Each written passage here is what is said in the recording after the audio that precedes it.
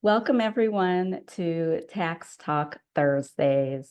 This is a learning series to explore different topics to help support free tax filing programs. So today we are excited to have the final session in our learning series. And today we will be exploring tips for funding free tax filing programs. We're excited to have two speakers with us. Justine Tribus is a development associate and grant writer with the Cash Campaign of Maryland. Native to Maryland, Justine was introduced to advocacy writing in the nonprofit sector through a project at Towson University known as Grant Writing in Valued Environments, GIVE. After working closely with local grassroots organizations in Baltimore, she quickly realized grant writing was the avenue she had been looking for as a writer wanting to make a difference in the world. Justine earned her Bachelor of Science from Towson University in English and Marketing. Her research and writing focuses on equity, justice, and reparations for marginalized groups of people. We also have Tyler Brockington, who is the manager of Network Philanthropic Engagement on the state fiscal policy team at the Center on Budget and Policy Priorities. In this role, she creates and executes a coordinated strategy for fundraising and funder stewardship on state-specific fundraising approaches for groups in the State Priorities Partnership Network. She has more than 5 years of experience launching successful fundraising and awareness campaigns for local and national nonprofits using digital strategy and advocacy. A Charleston, South Carolina native, Tyler received a BA from the College of Charleston and an MPA from John Jay College of Criminal Justice. So welcome to both of our presenters. I will turn it over to Justine to get us started. Hi, everyone. Thanks so much for joining us today. My name is Justine, and as Roxy said, I'm the Development Associate and the Grant Writer for the Cash Campaign of Maryland, and I'm really excited to share tips for funding free tax filing programs with you today. Before we jump into it, I'd like to take a moment to share a bit about the Cash Campaign of Maryland. If you could change the slide, thank you. So CASH stands for Creating Assets, Savings, and Hope, and our mission is to promote economic advancement for low to moderate income households in Baltimore and across Maryland. We accomplish this through a portfolio of direct services, including free tax preparation, benefits assistance, financial education, and financial coaching. CASH also offers practitioner training and advocates for policies that support the financial well-being of low to moderate income households. Since 2001, CASH and its statewide network of partners have prepared more than 266,000 free tax returns. This has helped taxpayers claim more than $390 million in refunds and tax credits. This service has also saved clients approximately $44 million in filing fees. If you're an organization in Maryland and would like to become a partner, CASH has an RFP open now until September. You can visit cashmd.org to learn more. Now onto the funding tips. The first topic we'll cover is identifying new funding sources. To do this, you must research potential funders and understand their priorities. The next two slides will talk about these in greater detail. There are many tools and resources available to help you locate and research potential funders. There are subscription databases like Instrumental, Foundation Directory Online, and GrantStation. However, you must pay an annual fee to access these resources. I will say that GrantStation is the most affordable option of these three. There are also many free newsletters out there that can help you find funders and discover new opportunities. A few you can check out are Philanthropy News Digest, GrantStation Insider, and Urban Awareness USA. A simple online search can also yield great results. Some things you should think about are what local foundations are in your area, because they often have a better idea of the needs within the community and are looking to partner with local organizations to address those. Also think about what local or state government agencies you could connect with. Think about things like the mayor's office, the comptroller's office, the Department of Housing and Community Development, the Department of Human Services, and the Department of Social Services. And lastly, you should consider what corporations or institutions are in your area. For example, Cash partners with banks like PNC, Bank of America, and Truist to support free tax preparation in Baltimore. You can also check out the websites, annual reports, press releases, and event programs of other local nonprofits that are similar to yours, because organizations often thank their biggest funders publicly, especially in event materials.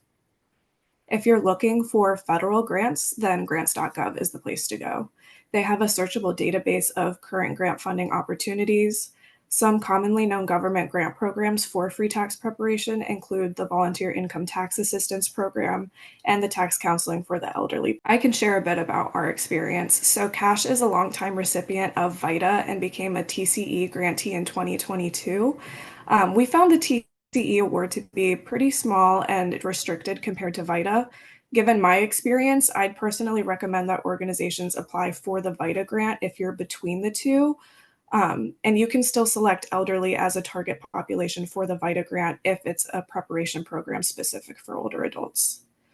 Of course, this is just our experience, and there are many other organizations that receive funding from both programs and have had great success. So, as you're identifying potential funders, you should make sure you fit the funder's priorities. So, ask yourself, what is the common goal between your organization and the funder? You need to find the intersection, and for free tax preparation programs, this means focusing on funders dedicated to supporting low to moderate income families and increasing their household income. Some funding priorities or keywords you can look for include financial stability, economic advancement, community workforce, or economic development. For example, in Baltimore, Cash partners with foundations like T. Rowe Price, the Able Foundation, and the Annie E. Casey Foundation because they support workforce, community, and economic development. These funding priorities all tie into programs that increase household income and promote financial security. In addition to the IRS funds, Cash receives grants from state agencies like the Department of Housing and Community Development and the Comptroller of Maryland. And this also applies to corporations and institutions. Many fund nationally, but some have preferred geographic locations that they will support. As I mentioned earlier, Cash partners with banks in particular, like Capital One, PNC, and Truist to support free tax preparation in Baltimore. Next slide, please. Now that you've identified potential funding source, we'll talk about how to write a compelling grant proposal.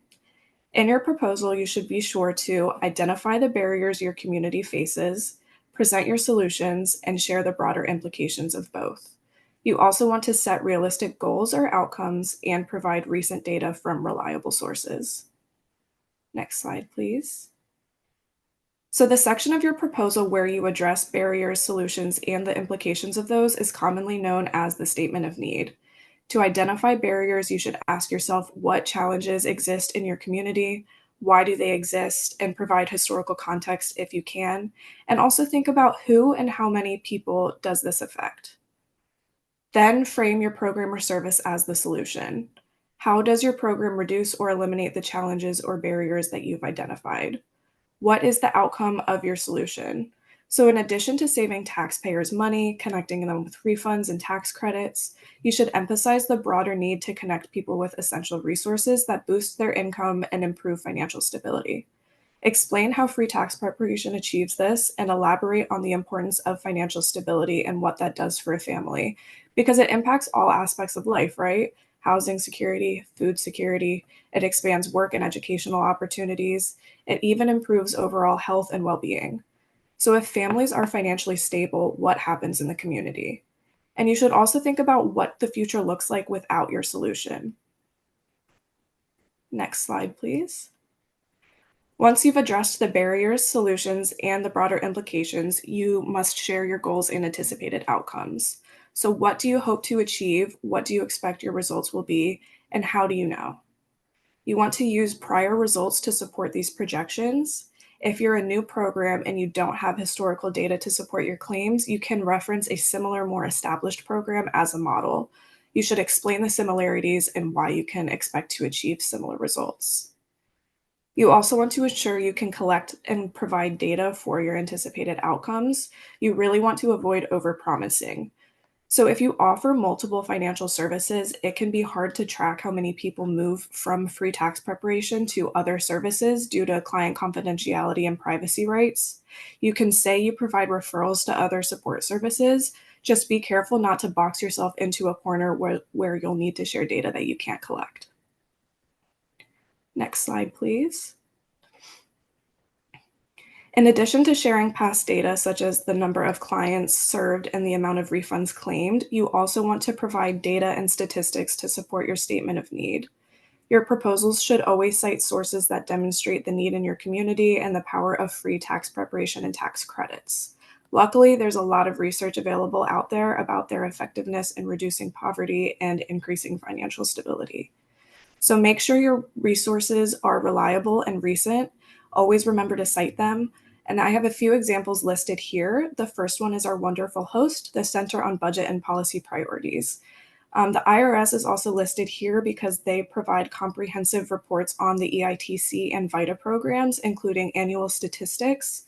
Prosperity Now develops an annual scorecard that provides data by location and issue area. I highly recommend that one. I use it very often for our proposals. Local government agencies can also be a great source of geographically specific data. CASH often refers to reports published by the Comptroller of Maryland. And the more geographically specific your data, the better, because you not only want to show the impact of your program on a larger scale, but also in your immediate community. Next slide, please. All right, thank you so much for having me. Keep up the great work, everyone, and happy funding. Thank you so much, Justine. Before we turn it over to Tyler, I would like to remind you all that the first session in this learning series was on data sources. So in addition to the wonderful list that Justine shared, there are other sources as well that you can check out in the recording from that session. I'm Tyler Brockington, and I'm the manager of Network Philanthropic Engagement on the state fiscal policy team at the Center on Budget and Policy Priorities. And we can dive right in. So really quick overview. I'm going to try to go over the importance of communicating with funders outside of just proposals and appeals. We're going to talk about narrative ways to fundraise and make sure your asks are as strong as they can be using the Opportunity Agenda's VPSA structure. And then we'll just look at a quick example. So really quick, things that we want to avoid are fundraising that is crisis-driven, fundraising that is reactive, so sky is falling messages. They really tend to burn out audiences over time. We also want to avoid having responsibility for fundraising be exclusive to just people that have development in their title. We like to promote a culture of philanthropy here at the center, so really thinking that every person from a volunteer to the executive director can help in fundraising efforts, even if it's just sharing the word about your organization.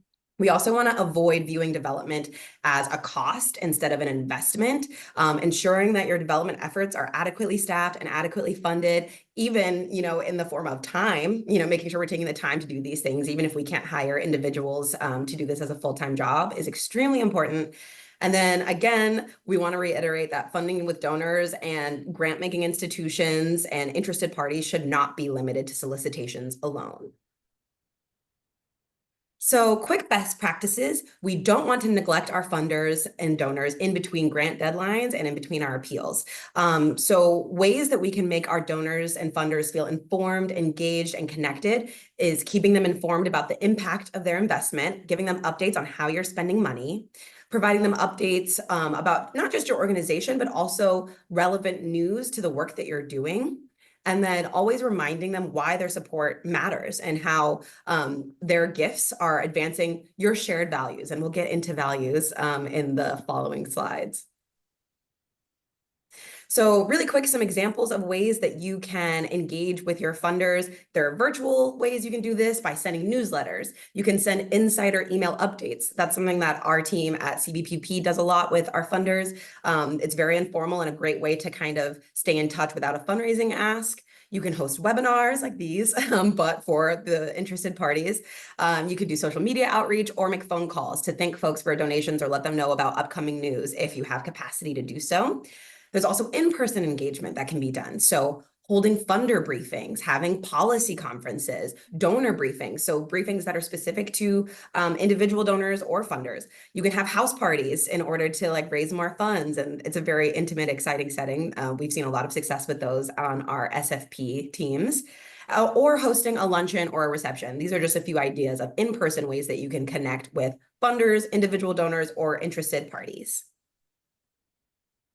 So when we're making the ask, you really want to think about your organization. Why do you exist? Why do you want to do this work? What work are you doing? These questions seem like no-brainers to us, but it's really important that we hammer this home in all of our messaging. This is the story we need to be telling at all times, whether you're writing a grant report or a tweet. And when you know the why, the ask comes easier. So what do you need philanthropic support for? What is this money directly doing? And what's the impact of a single gift, whether it be $25 or $250,000? And so we want to make sure that we're tailoring our messaging to our audiences. The way we speak to a funder organization that maybe has some insight into tax policy might be different than how we talk to a general audience. So it's really important to keep that in mind. Speak the language of the people that we're speaking to. And above all, remember that storytelling and narrative messages during fundraising are extremely important. And we can go to the next slide. So this is the VPSA framework created by the Opportunity Agenda. The Opportunity Agenda came to the center and gave a training on this earlier this year, and I found it extremely enlightening and something that any organization can use to structure fundraising asks, whether you're writing a grant or a fundraising email or an annual appeal letter. So VPSA stands for Value, Problem, Solution, and Action. So the value is leading with values. We all have values, and it's really important to lead with those in order to resonate with audiences. The Opportunity Agenda specifically highlights using positive values. So, there's definitely negative values like fear and things that can be highlighted, but they suggest, especially for policy orgs or tax-centered orgs, using opportunity values like equity, mobility, community, security, similar to what Justine was saying in grants. This is something that can be used in all of your communications using values-forward language. Then we move on to the problem. You want to be able to clearly and succinctly define the problem in concrete terms and frame this problem as a threat to the value that you just talked about. So an example that's not directly related to free tax filing, but cutting property taxes for the wealthy is a direct threat to equality and community. That's a way that you can frame a problem. The value is equality and community, and cutting taxes threatens that. Cutting taxes for some threatens that. And then we can move to a solution. So the solution is a clear thing that will address the previously stated problem. So all of these build on each other. You want to make the solution clear as a way to avoid sky is falling kind of hopelessness, like we talked about earlier as one of our don'ts. We want to show that we know what to do to address this problem and connect that dot to the work that you're doing. And finally, we have an action. So you want to give your audiences a call to action, including if you're writing a grant, their action would be to give you the money that you're asking for, or whether you're writing to a general audience and you want them to pitch in, you want to have a concrete ask, whether that's make a donation of X amount. Will you phone bank? Will you tell your network about us? Will you give us this grant amount we've asked for or sign this petition?